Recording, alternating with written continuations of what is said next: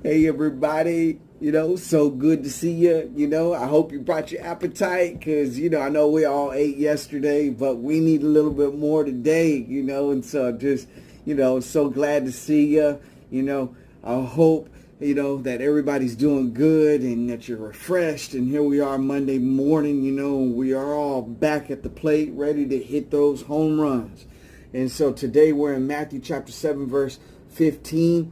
The word of God says, and this is Jesus, he's telling us, he says, hey, watch out for false prophets. And hey, y'all, when Jesus says, watch out, woo-wee, that's when hey, we need to watch out and be careful because it's got to be serious.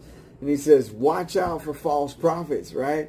They come to you in sheep's clothing, but inwardly they are ferocious wolves. That's one thing that we want to highlight is inwardly. So on the outside, they're looking like one thing.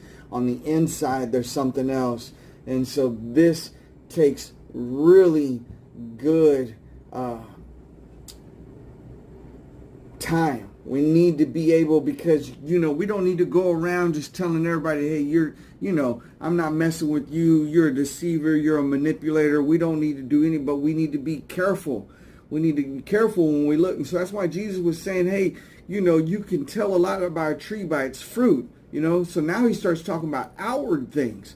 So here he's like, hey, but inwardly they're ferocious wolves.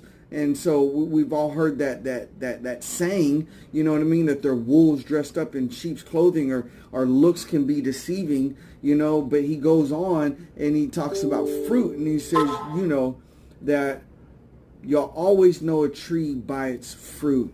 So he starts talking about the outward things. And a lot of times when we see somebody's outward actions, they're only displaying really what's going on inside.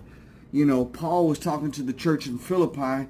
This is Philippians chapter 3, starting with verse 18. He says, for I have often told you before, and now I tell you again, even with tears, many live as enemies of the cross.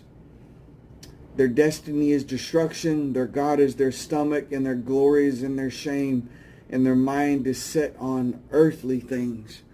And so y'all, me and you, we have to go beyond the surface. We have to start seeing things for what they are, and we have to be able to see where each other are coming from, so that we can really start to understand each other's hearts. That's the only way we're going to be able to start to determine what's going on.